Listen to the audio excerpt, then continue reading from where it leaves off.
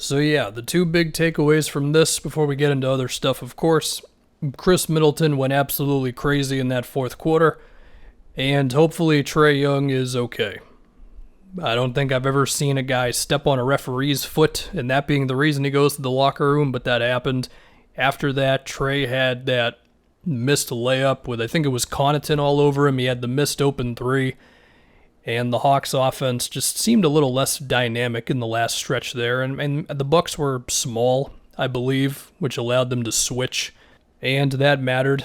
Not that it worked the entire game, we'll talk about that, but we'll see with Trae Young. The Hawks also just missed a couple shots. There was one Kevin Huerter 3 that I remember that would have been huge in that thing. I think there was also an alley-oop attempt. Am I crazy for thinking that one? I don't remember.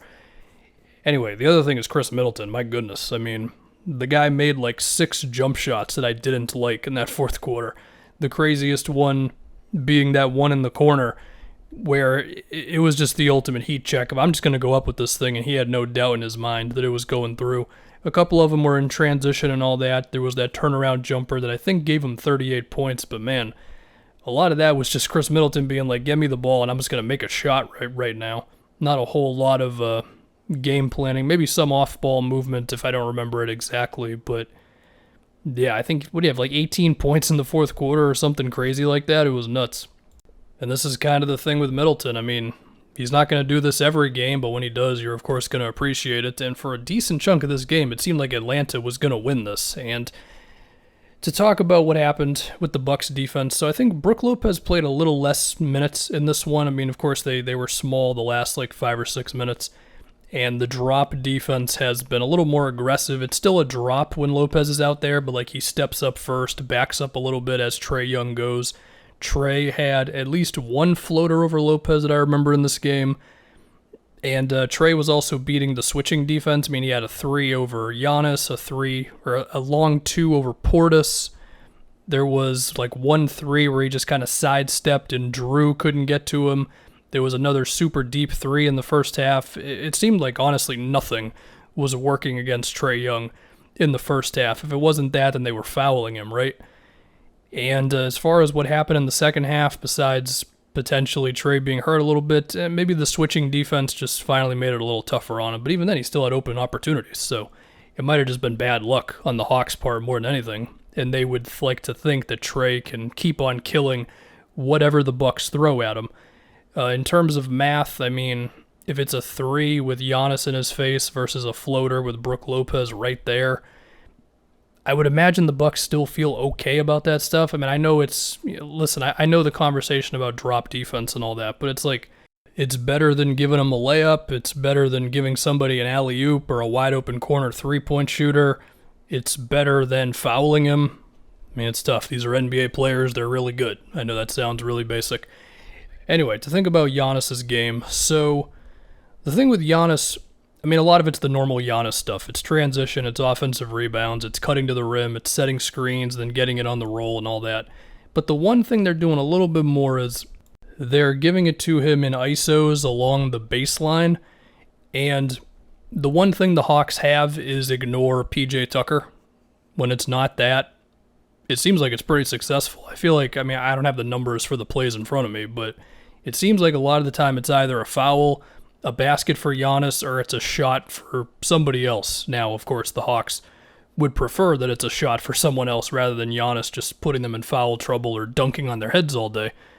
But I just feel like there's a lot of potential for that if the Bucks just get kind of ruthless and go to that a bunch of times. I mean, to open up this game, the Bucks offense was pretty stagnant, and it was worrying for a moment of like, oh crap, here we go again. But then they kind of went out of it. Some of that was, the Giannis baseline. Some of it was him just setting screens for guys. Some of it was Bobby Portis just creating baskets. I don't even know if Portis is really in the game plan like that, besides that one post-up he had, like that hook shot.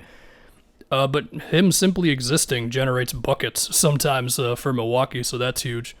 So what do we hope for moving forward from both teams? I mean, for the Bucks, it's honestly just you keep daring Trae to make these shots. Some of them he's going to make, but you just have to trust that if you're not giving him a super easy mismatch and you're not giving him just comfortable floaters all day long and you're not fouling him too much on threes. They did that at least one time with Khris Middleton in this game.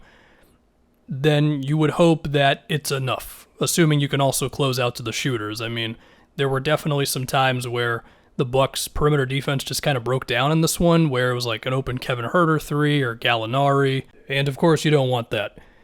For the Hawks, the adjustment besides hoping that Trae Young is healthy, I feel like you just might have to lean in even harder into the collapse the paint, dare them to beat us from outside, because it's just too difficult to play kind of normal defense on shooters and still hold Giannis to a blah game. I mean, your only hope at that point is just Capella or John Collins or Okongwu just play amazing individual defense, which, hey, to be fair, Okongwu did play some pretty damn good one-on-one defense against Giannis late there, but the odds say that's not going to happen, of course.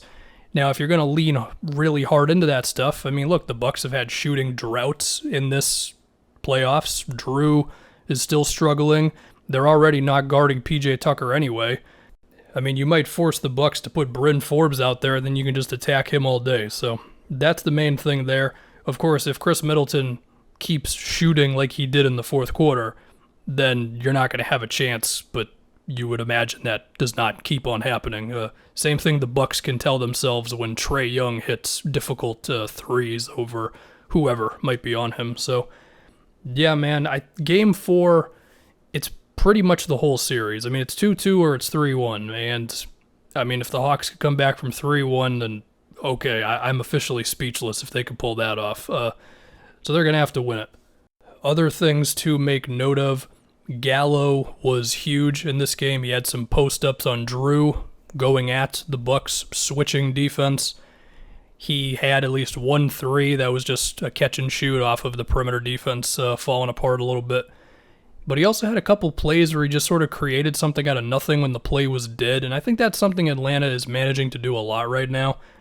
They sometimes just find a way to keep a possession going long enough to where they get fouled or something, where it's like there's 6 seconds left in the shot clock, it's in Kevin Huerter's hands, out of nowhere someone sets him a screen, and then it's like a pass to Capella for a foul or whatever. I know I'm kind of making that one up on the fly, but it just seems like they're finding a really good way of doing that, and I think that's credit to Nate McMillan for them not just packing it in when there's like 4 seconds left in the shot clock. I think John Collins also had at least like 1 or 2 plays off of that where it was like the switching defense, throw it to Collins around 12 feet, and he hits like this little scoop shot or turnaround type of shot over Drew or whoever might have switched onto him. I don't remember exactly. So yeah, man, the biggest thing to me, I mean, you could also try some more Trae Young off-ball stuff. I know Trae doesn't really love to do that. The guy wants the ball. He wants to go to work, and I mean, it has been working, to be fair. But a little more variety could be good. Just throw something different at the Bucks besides just hoping Trae Young can hit tough shots all day. So we'll see. Game 4 is going to be huge.